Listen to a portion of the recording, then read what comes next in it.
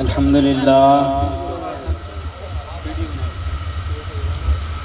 لله الذي لم يتخذ ولدا ولم يكن له شريك في الملك ولم يكن له ولي من الذل وكبره تكبيرا. سبحان اللہ سبحان اللہ. الحمد لله الذي هدانا لهذا وما كنا لنهتدي لولا أن هدانا الله. الحمد لله الأحد الصمد الخالق العالم النافع الرازق. أشهد أن لا إله إلا الله وحده لا شريك له وهو رب المغارب والمشارق. وأشهد أن سيدنا وشفيعنا وحبيبنا ونبينا ومولانا محمدا صلى الله عليه وآله وسلم وعبده ورسوله. سبحان اللہ سبحان اللہ. نبي أرسله للإنس والخلائق وعلى آله وأصحابه وأزواجه وذريته وأهل بيته ما لا حبارق.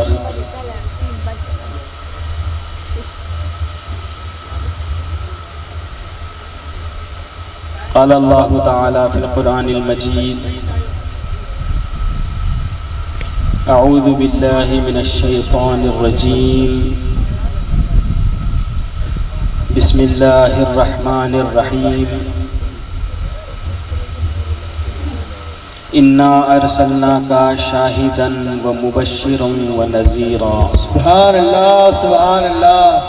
صدق الله العلي العظيم.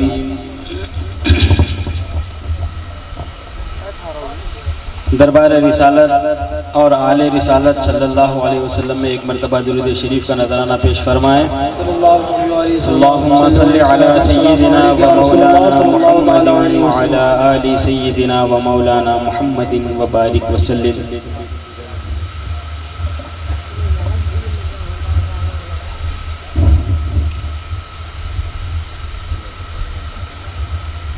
اسٹیج پر تشریف فرما محترم المقام پیر طریقت رہبر شریعت حضرت العلامہ مولانا سید شاہ حسین ربانی صاحب قبلہ مدد اللہ العالی اور تمام علماء کرام، سادات کرام، مفتیان کرام، شعراء کرام اور تمام سامعین کرام.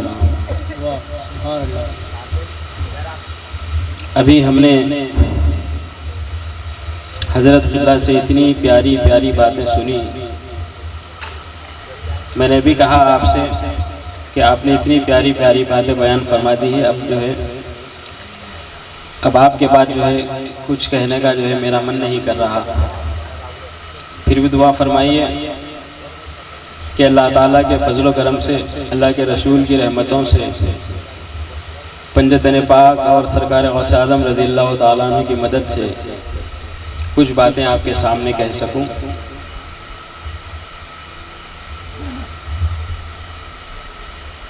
سب سے پہلے چند اشعار آپ کی خدمت میں پیش ہے.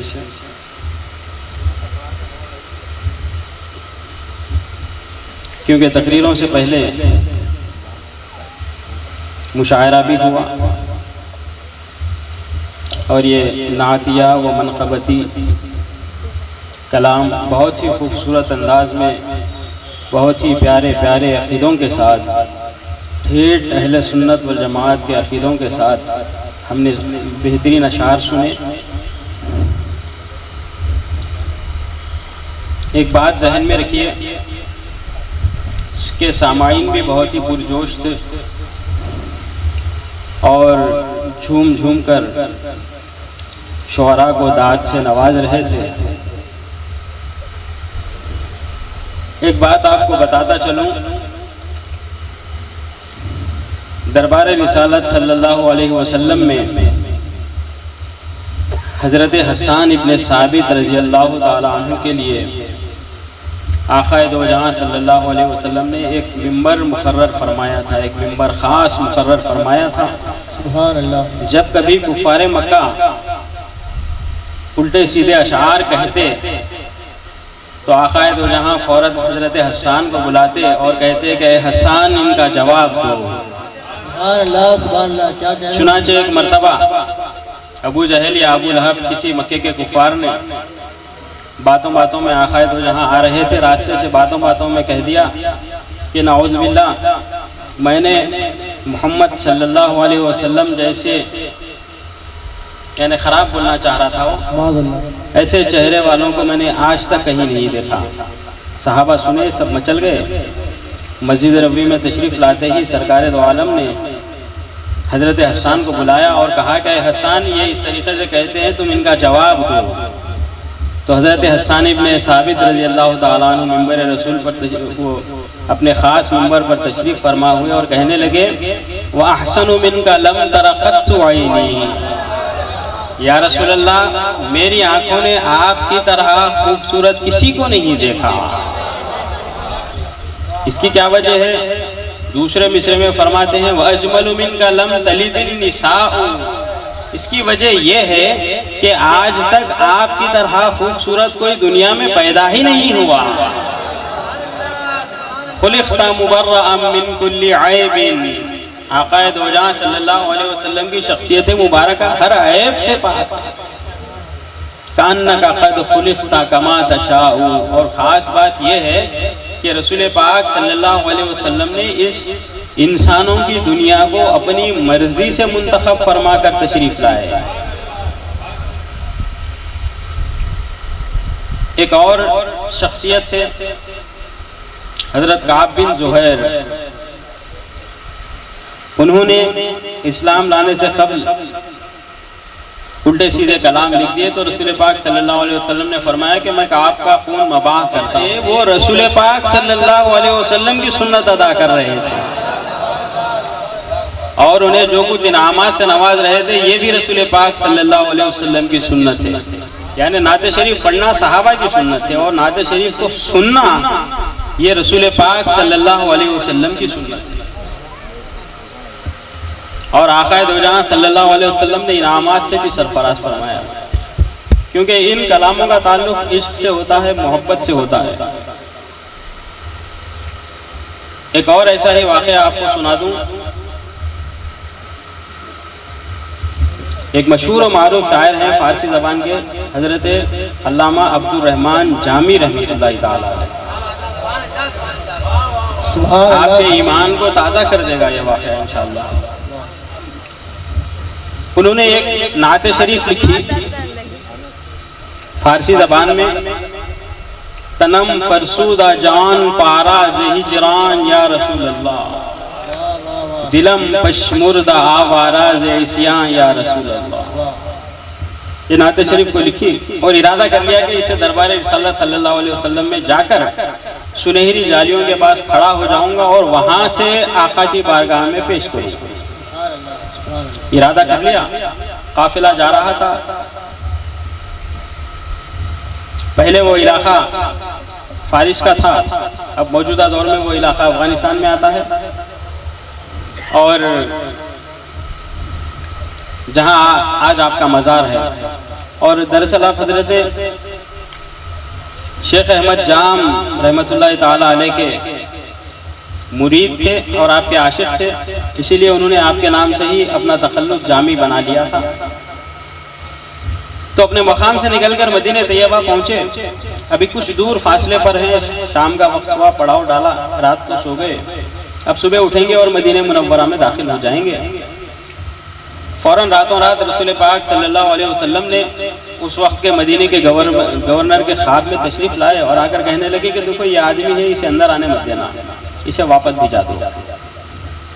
وہ گورنر صبح صبح آ کر دروازے کے پر ٹھہر گیا اور ایک ایک لوگوں کو اندر داخل ہونے دیا۔ جیسے ہی حضرت عبد الرحمن جامی پہنچے انہیں روک دیا اور کہا کہ مجھے رسول پاک صلی اللہ علیہ وسلم نے خواب میں آ کر بشارت دی ہے کہ تمہیں اندر داخل ہونے نہ دوں، لہذا تم یہاں سے واپس چلے جاؤ۔ اب اندازہ لگائیے کہ مدینہ شریف کے دروازے سے اگر واپس جایا جا رہا ہے تو ان کی تڑپ کا کیا حال تھا ہوگا، ان کی محبتوں کا، ان کی کیفیات کی کیا کیفیت تھی ہوگی۔ وہ پلٹ کر واپس بہرحال چلے گئے کیونکہ آقا دو جہاں کا حکم ہے۔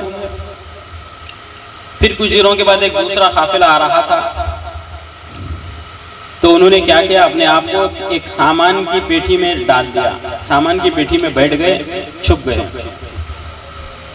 یہ قافلہ پھر ایران سے نکل کے مدینہ طیبہ پہنچ گیا، اور آپ اندازہ لگائیے کہ آقا دو جہاں کی عقیدت اور محبت، سامان میں چھپ کر آنے پر قافلے کو مدینہ منورہ پہنچنے تک بھی پتہ نہیں چلا کہ پیٹھی کے اندر ایک آدمی چھپا ہوا ہے۔ اندازہ کیجئے کہ کب وہ کھانے پینے کے لیے نکلتے تھے ہوں گے، کب وہ کچھ دوسری ضروریات کے لیے نکلتے تھے ہوں گے۔ بہرحال پھر وہی معاملہ ہوا، رسول پاک صلی اللہ علیہ وسلم گورنر میں خواب میں اور آ کر اس پیٹھی کو، اس صندوق کو بتایا، اور بتا کر بولا کہ اس کے اندر چھپا ہوا ہے، اسے نکالو اور اسے واپس بھیجا دو۔ یہ ایک روایت ملتی ہے۔ ایک دوسری اور ایک یہ روایت اس واقعے کے تعلق سے ملتی ہے کہ انہوں نے ایک دمبے کے چمڑے کو اچھی طریقے سے صاف کیا اور اسے اپنی پیٹھ پر اوڑھ کر بکریوں کے ریوڑ کے اندر چلے گئے، بکری کی طرح بکری کے ریوڑ کے اندر چلے گئے، اور یہ قافلہ اس اپنے مقام سے مدینہ منورہ پہنچنے تک ان بکریوں کو بھی نہیں معلوم ہوا کہ ہمارے اندر ایک انسان چھپا ہوا ہے۔ اللہ اکبر، واہ واہ واہ۔ کیونکہ جانور اگر انسان کو دیکھتے ہیں تو فوراً ہٹ جاتے ہیں، نہیں ہوا۔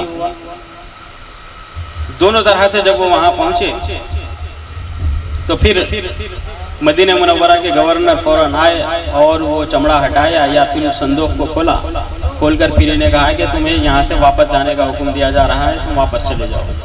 یہ پھر تڑپ کر واپس چلے گئے، بہت ہی گریہ وزاری کی۔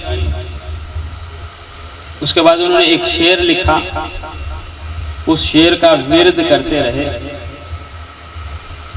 اور کئی اکابر بزرگان دین نے بتایا کہ اس شعر کا ورد کرنے سے رسول پاک صلی اللہ علیہ وسلم بہت جلد اپنے آستانے کی حاضری عطا فرماتے ہیں۔ سبحان اللہ، سبحان اللہ، واہ واہ۔ یہ تو سننے میں آیا تھا، یہ میرا خود کا آزمایا ہوا بھی۔ سبحان اللہ، سبحان اللہ۔ 2019 میں حج پر جانے کا ارادہ ہوا،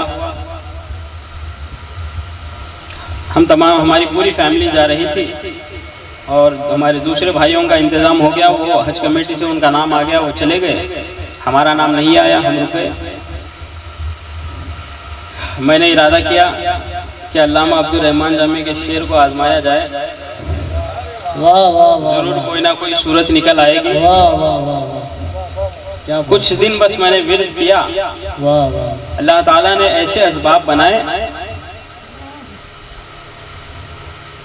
ہم تمام کی ایک ساتھ مکہ مکرمہ میں حاضری بھی ہو گئی، حج بھی ہو گیا، اور مدینہ منورہ کی حاضری بھی ہو گئی۔ سبحان اللہ، سبحان اللہ۔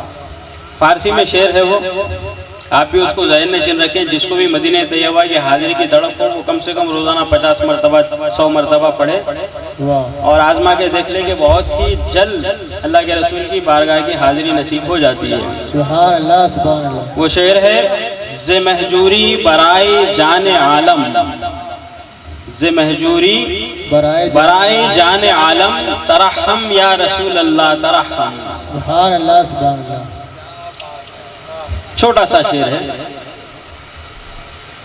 آپ ہی آزما کے دیکھ لیجئے انشاءاللہ العزیز، کیونکہ کمی ہمارے پاس ہے، اللہ اور اللہ کے رسول کے پاس کوئی کمی نہیں، بے شک بے شک۔ جھولیاں ہماری تنگ ہے۔ اس کے بعد وہ کلام لے کر آئے اور ہماری سنہری جالیوں کے پاس کھڑا ہو کر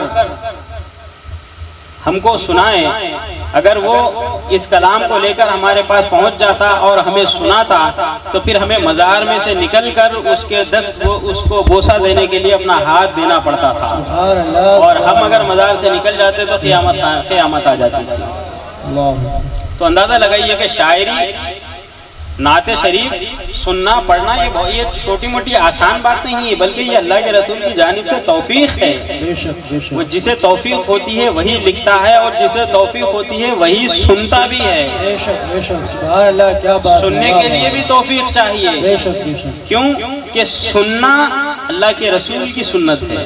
بے شک بے شک پڑھنا صحابہ کی سنت ہے۔ بے شک بے شک۔ تو یہ بہت اچھی ہمارے لیے خوش نصیبی کی بات ہے کہ ہم تمام لوگوں نے بہت ہی پیاری پیاری نعت شریفوں کو سنا۔ کبھی بھی نعت شریف لکھنے والے شاعر کو چھوٹا مت سمجھیے۔ جب اللہ کے رسول کی مرضی ہوتی ہے وہ تب نعت شریف لکھتا ہے۔ بے شک بے شک۔ اللہ کے رسول کی مرضی ہونا یعنی کہ اللہ کے رسول کا اس شاعر کو یاد کرنا۔ واہ واہ واہ، سبحان اللہ سبحان اللہ، یاد فرماتے ارے واہ واہ واہ، ارے واہ واہ واہ واہ، سبحان اللہ سبحان اللہ، واہ واہ واہ، سبحان جب اللہ اللہ کے سبحان اللہ۔ رسول یاد فرماتے ہیں تو یاد فرماتے ہیں مطلب اس شاعر کے چہرے کو سوچتے ہوں گے۔ بے شک، کیا کہنے ہیں حضور، کیا کہنے ہیں۔ آقا کا ایک چھوٹے سے غلام کو یاد فرمانا اور یاد فرماتے ہی اس کا نعت شریف لکھنے بیٹھ جانا اور نعت شریف لکھ دینا سبحان اللہ سبحان اللہ سبحان اللہ، بہت بڑی بات ہے۔ اس کو اگر ہم سوچیں گے تو یہ بہت بڑی بات ہے۔ بے شک کبھی نعت شریف پڑھنے والے کو چھوٹا مت سمجھیے، بے شک۔ چاہے وہ نعت خواہ ہی کیوں نہ ہو۔ یہ سارے کے سارے معاملے دربار رسالت صلی اللہ علیہ وسلم سے ہوتے ہیں۔ اب دربار رسالت صلی اللہ علیہ وسلم کی جانب جاتے ہیں، کیونکہ میلاد کے بارے میں آپ نے آقا دو جہاں صلی اللہ علیہ وسلم کی ولادت مبارکہ کے بارے میں آپ نے ابھی حضرت سے بہت ہی پیاری پیاری باتوں کو سنا۔ میں ایک دو تین باتیں بتاتے ہوئے پھر سیدنا امام حسین علیہ السلام کے بارے میں دو تین باتیں اور بتاؤں گا، پھر سرکار غوث پاک کے بارے میں دو تین باتیں بتا کے اپنے گفتگو کو جلد سے جلد سمیٹنے کی کوشش کروں گا۔ جو باتیں میں آپ کے سامنے بتا رہا ہوں انہیں ذہن میں رکھیے اور اپنے گھروں میں پہنچائیے۔ انشاءاللہ جو آپ کے سننے جاننے والے ہیں ان تک پہنچائیے، یہی دین کو پھیلانے کا کام ہے۔ بے شک، جو بات آپ نے سنی وہ دوسروں تک پہنچا دی۔ بے شک۔ ایک آیت مبارکہ میں نے تلاوت کی، اِنَّا أَرْسَلْنَاكَ شَاهِدًا وَمُبَشِّرًا وَنَذِيرًا۔ سبحان اللہ سبحان اللہ۔ اب یہ آیت مبارکہ کا بہت طویل مضمون ہے، بے شک۔ اس میں سے صرف ہم ایک ہی لفظ شاہدن پہ گفتگو کریں گے تھوڑی سی۔ سبحان اللہ۔ اللہ رب العزت ارشاد فرماتا ہے اِنَّا أَرْسَلْنَاكَ شَاهِدًا، اے نبی صلی اللہ علیہ وسلم نے اے نبی صلی اللہ علیہ وسلم ہم نے آپ کو بھیجا ہے شاہد بنا کر۔ سبحان اللہ۔ شاہد کہتے ہیں گواہ۔ گواہ بنا کر بھیجا۔ اللہ کے رسول صلی اللہ علیہ وسلم کو اللہ تعالیٰ فرماتا ہے کہ اے نبی ہم نے آپ کو گواہ بنایا۔ سبحان اللہ۔ گواہ بنانے کا مطلب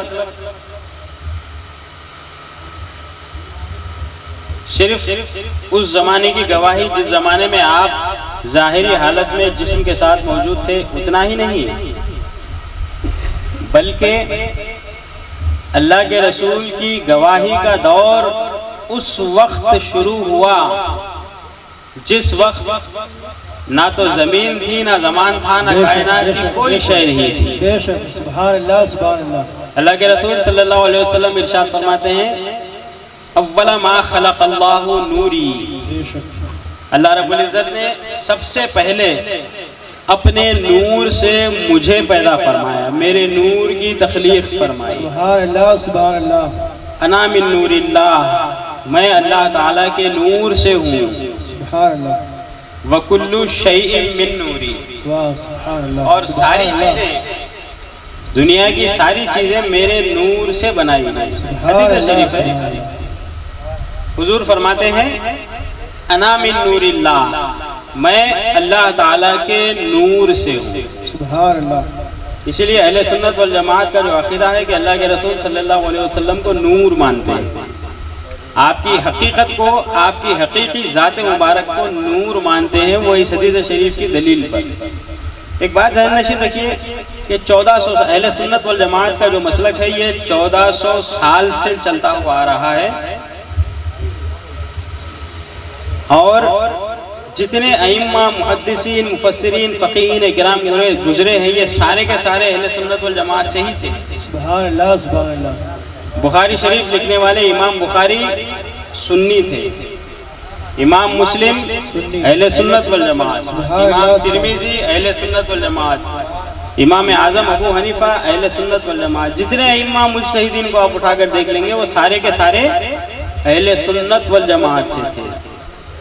ابھی حضرت نے کہا تھا کہ نوجوان بچوں کو ہمارے دوسرے فرقے والے بھٹکا دیتے ہیں، وہ یہی کہتے ہیں کہ یہ چیز قرآن میں کہاں ہے بتاتے ہیں۔ ارے فون میں جب اپنا وقت گزارتے ہو تو کوئی اچھے کام میں گزارو، دین کی گفتگو سننے میں گزارو۔ ویسا بھی نہیں، بالکل لغویات میں ہم اپنا وقت گزار دیتے ہیں۔ ایک چیز ذہن میں رکھیے کہ اللہ تعالیٰ کو ایک ایک لمحے کا حساب دینا ہے، ایک ایک سیکنڈ کا حساب دینا ہے۔ بے شک بے شک۔ اللہ کے رسول صلی اللہ علیہ وسلم کے سامنے ایک صحابی آئے، حضور اکرم صلی اللہ علیہ وسلم نے حدیث شریف میں فرمایا کہ دیکھو جس کا حساب ہوگا اللہ تعالیٰ اسے جنت میں داخل نہیں کرے گا۔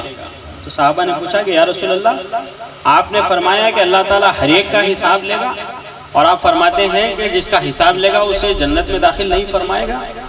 تو حضور نے فرمایا کہ ہاں، اللہ تعالیٰ جس کو جنت میں داخل کرنا چاہے گا اس کا حساب نہیں لے گا، سبحان اللہ سبحان اللہ، اور جس کو جنت میں داخل نہیں کرنا ہو اس کا ایک ایک لمحے کا حساب لے گا۔ بخاری شریف کی ایک حدیث شریف آپ کے سامنے پیش کروں، یہ ہے حدیث شریف، میں آپ کو ایک واقعے کی طرح سنا رہا ہوں تاکہ آپ کے ذہن میں بیٹھ جائے۔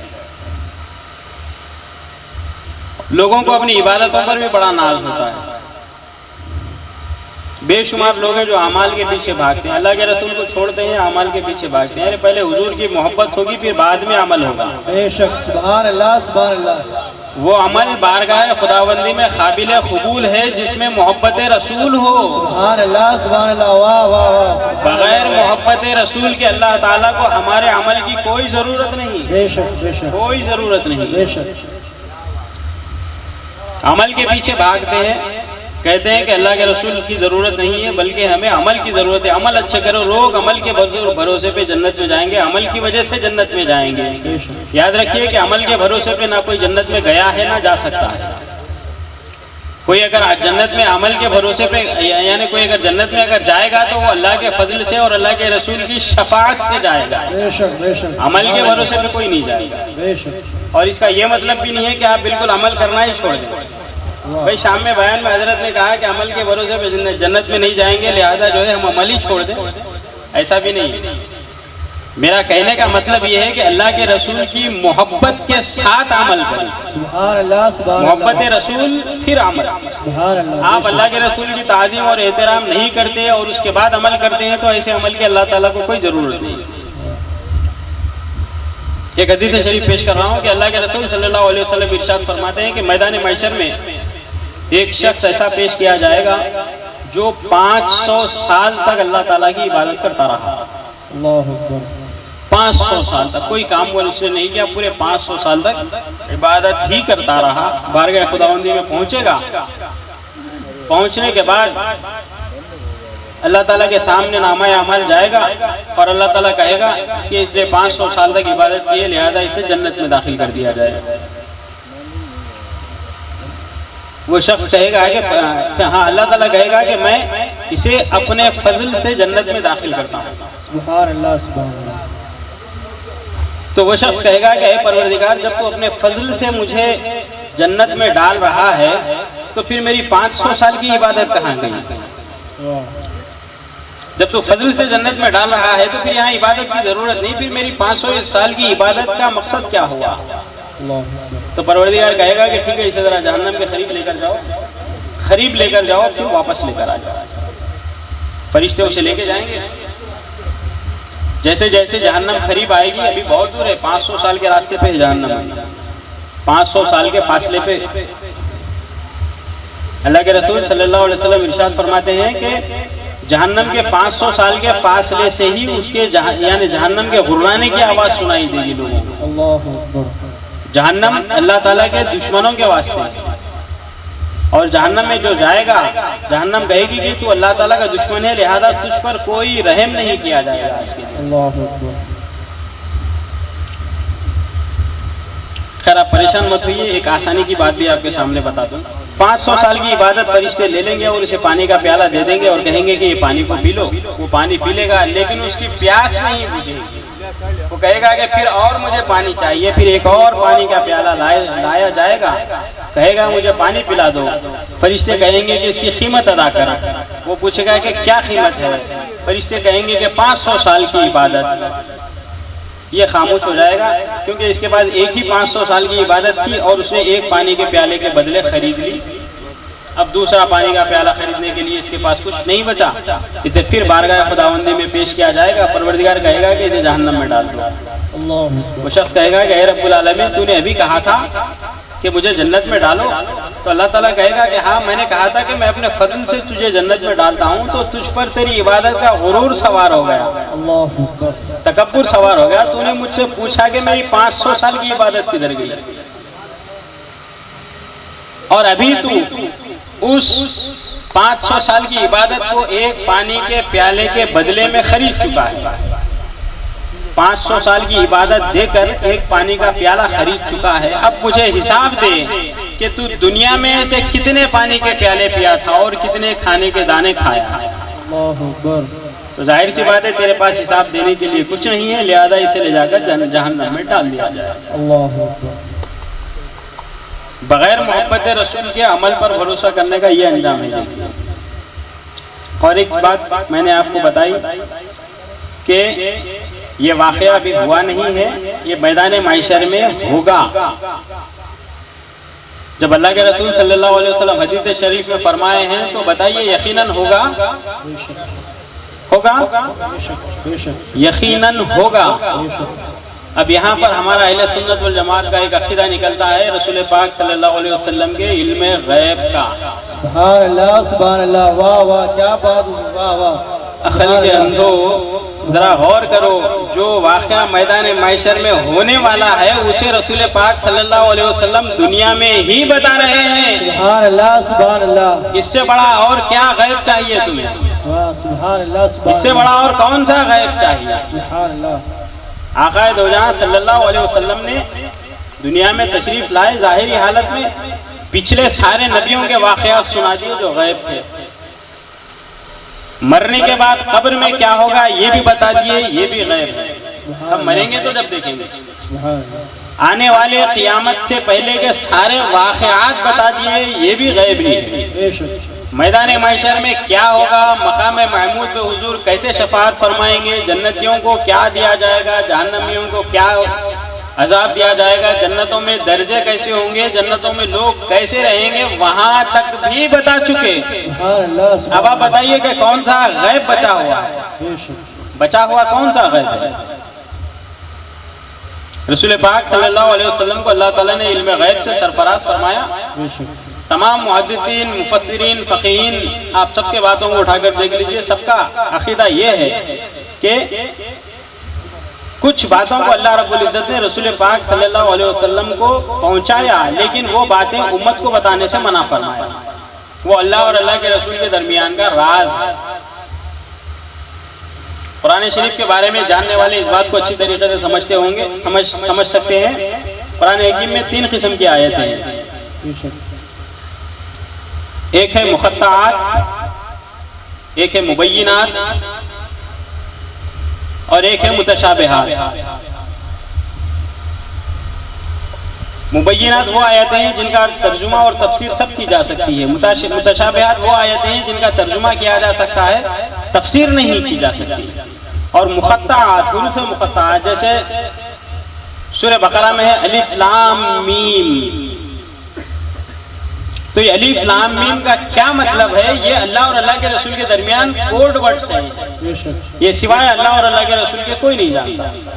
بعض مفسرین نے اپنے اپنے طور پر اس کا ترجمہ کیا ہے، لیکن انہوں نے بھی یہی بات بتا دی کہ اس کا حقیقی معنی اور ترجمہ، اس کی تفسیر سوائے اللہ اور اللہ کے رسول کے کوئی نہیں جانتا۔